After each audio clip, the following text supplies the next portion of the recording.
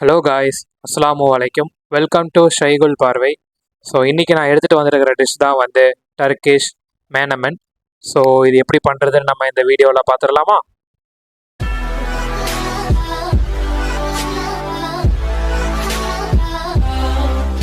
இப்போ நான் பண்ண போகிற ரெசிபி வந்து பிரேக்ஃபாஸ்ட்டுக்கும் டின்னருக்கும் ஒரு சூப்பர் ரெசிபி.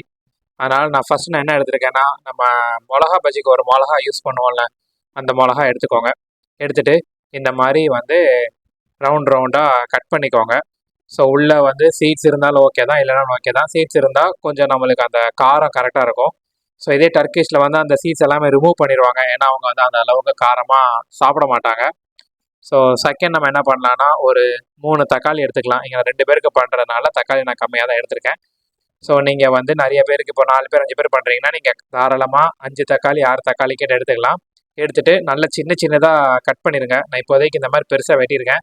ஸோ நான் போடும்போது நல்லா இன்னும் சின்னதாக நான் வெட்டிடுவேன். ஸோ இந்த ரெசிபிக்கு வந்து மெயினாக வந்து வெறும் 3 இன்க்ரீடியன்ட் தான். அந்த மிளகா பஜ்ஜியோட மிளகா, அதுக்கப்புறம் வந்து நம்ம தக்காளி, அப்புறம் முட்டை. இந்த 3 வச்சு தான் நம்ம இந்த டிஷ் செய்ய போகிறோம். ஸோ வாங்க நெக்ஸ்ட் ஸ்டெப் பார்க்கலாம். இந்த மாதிரி ஒரு பேன் எடுத்துக்கோங்க. எடுத்துகிட்டு 32 to 40 grams ஆஃப் பட்டர் வந்து போட்டுக்கோங்க. ஸோ இதோட எக்ஸ்ட்ரா நான் போடுவேன். ஸோ போட்டுட்டு நம்ம இது நல்லா ஹீட் ஆனோடனே நம்ம என்ன பண்ணலான்னா, அந்த மிளகா வெட்டி வச்சுருந்தோம்ல, அந்த மிளகாவை வந்து நம்ம ஃபஸ்ட்டு போட்டு அதை நல்லா வதக்கிடலாம். ஸோ இந்த டிஷ்ஷுக்கு வந்து வெங்காயம் எதுவுமே வேண்டாம், இதுவும் தக்காளி மட்டும் போதும். ஸோ இதை போட்டு நல்லா வதக்கிடுங்க. இதை நீங்கள் குடை மிளகா போட்டிங்கன்னா இதே மாதிரி கொஞ்சம் சின்னதாக வெட்டி போட்டுக்கோங்க. அதனால் இன்னும் உங்களுக்கு வந்து கொஞ்சம் ஸ்வீட்னஸ் கொடுக்கும். இங்கே நான் வந்து நம்ம ஸ்டைலில் பண்ணுறதுனால, நான் கொஞ்சம் காரமாக பண்ணுறதுனால நான் உள்ள சீட்ஸ் எதுவுமே ரிமூவ் பண்ணாமல் நான் போட்டிருக்கேன். ஸோ இதை நல்லா நம்ம வந்து மிக்ஸ் பண்ணி விட்டுறலாம். மிக்ஸ் பண்ணி விட்டுட்டு இது கொஞ்சம் லைட்டாக ப்ரௌனாக வரும்போது நம்ம என்ன பண்ணலான்னா, அடுத்து நம்ம தக்காளி வந்து போட்டுக்கலாம். ஸோ நான் சொன்ன மாதிரி தக்காளி வந்து சின்னதாக வெட்டிக்கோங்க. ஸோ அது இன்னும் நல்லா பெட்டராக இருக்கும். நான் உங்களுக்கு காட்டும் போது கொஞ்சம் பெருசாக வெட்டுற மாதிரி காட்டியிருப்பேன். நான் அதுக்கப்புறம் வந்து சின்னதாக நான் வெட்டிட்டேன். ஏன்னா சின்னதாக வெட்டினா நம்மளுக்கு இந்த டிஷ்ஷு வந்து ரொம்ப நல்லாயிருக்கும். ஸோ இந்த தக்காளி போட்டாச்சு. தக்காளி போட்டுட்டு அதையும் நல்லா நம்ம மிக்ஸ் பண்ணிடலாம்.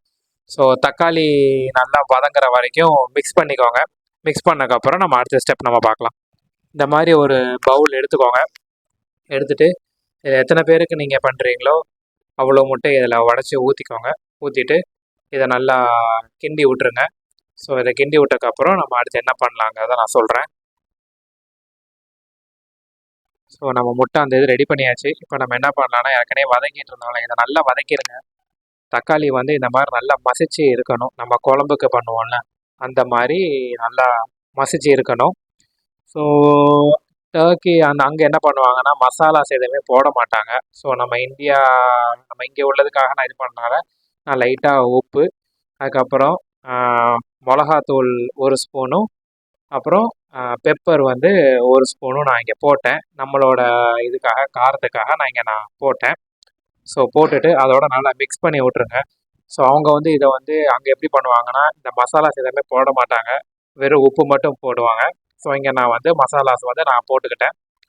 ஸோ போட்ட உடனே நம்ம இப்போ என்ன பண்ணலான்னா, உடச்சி வச்சுருந்த முட்டையை வந்து இதோட ஊற்றிடலாம். ஸோ இது எப்படி பண்ணக்கூடாதுன்னா, நம்ம பொடி மாஸ் பண்ணுவோம்ல, பொடி மாஸ் பண்ணுற மாதிரி ஓவராக கிண்டிடக்கூடாது. இதை நம்ம ஸ்க்ராம்பிள் எக் பண்ணுற மாதிரி உள்ளேயே வந்து லைட்டாக மெதுவாக இது பண்ணாலே போதும். அந்த முட்டை வந்து அந்த தக்காளியோட மிக்ஸ் ஆகணும், அந்த மாதிரி இருக்கணும். ரொம்ப குழம்பு மாதிரி இருக்கக்கூடாது. ஸ்க்ராம்பிள்டு எக் மாதிரி இங்கே நம்மளுக்கு வரணும். ரொம்ப கிண்டிட்டா இது வந்து முட்டை பொடி மாஸ் மாதிரி ஆயிரும். அதனால் அதான் நான் பயந்தேன், இது ரொம்ப கிண்டி வந்து முட்டை பொடி மாஸ் மாதிரி ஆயிடக்கூடாதுன்னு. ஸோ இந்த ஒரு டெக்ஸ்டரில் இருக்கணும்.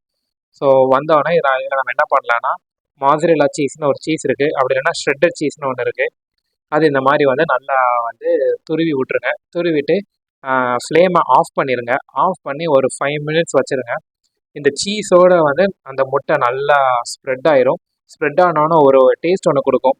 ஸோ நான் இனிஷியலாக இதை நான் பண்ணும்போது நான் என்ன ஃபஸ்ட்டு திங்க் பண்ணேன்னா, இது கண்டிப்பாக டேஸ்ட் வந்து முட்டை பொடி மாஸ் மாதிரி தான் இருக்கும், அப்படி தான் நான் வந்து நினச்சேன். ஸோ எனக்கு எப்படி இருந்துச்சுன்னா நல்லா இருந்துச்சு. லாஸ்ட்டாக நான் என்ன பண்ணேன்னா, ஸ்ப்ரிங் ஆனியன்ஸ் இருக்குல்ல, ஸ்ப்ரிங் ஆனியன்ஸ் எடுத்து நான் மேலே போட்டுக்கிட்டேன். ஸ்ப்ரிங் ஆனியன்ஸ்னால் வெங்காயத்தாள்னு சொல்லுவாங்க. ஸோ அதுதான் ஸ்ப்ரிங் ஆனியன்ஸ். ஸோ ஃபைனலாக அவுட்புட் வந்து இந்த மாதிரி தான் இருக்கும். இன்னும் நல்லா ஜூஸியாகவே இருக்கணும். ஸோ நான் நல்லா கிண்டினனால எனக்கு வந்து இந்த மாதிரி ஒரு டெக்ஸ்டரில் இருந்துச்சு. டேஸ்ட் வந்து ரொம்ப சூப்பராக இருந்தது. ஸோ எனக்கு இந்த டிஷ் ரொம்ப பிடிச்சிருந்துச்சி. நீங்களும் வீட்டில் ட்ரை பண்ணி பாருங்கள். இது கண்டிப்பாக ஒரு டின்னருக்கும் ஒரு பிரேக்ஃபாஸ்ட்டுக்கும் ப்ரெட்டை வச்சும் சப்பாத்தி வச்சும் சாப்பிட்றதுக்கு ஒரு அருமையான ஒரு ரெசிபி. ஸோ இதை கண்டிப்பாக ட்ரை பண்ணி பாருங்கள். இந்த வீடியோ பிடிச்சிருந்துச்சுன்னா லைக் பண்ணுங்கள், ஷேர் பண்ணுங்கள். என்னோட சேனலான ஷைகுல் பார்வையை சப்ஸ்கிரைப் பண்ணுங்கள். ஸோ இதே மாதிரி இன்னொரு குக்கிங் வீடியோவில் நான் உங்களை சந்திக்கிறேன். So thank you guys. See you on next video. Bye.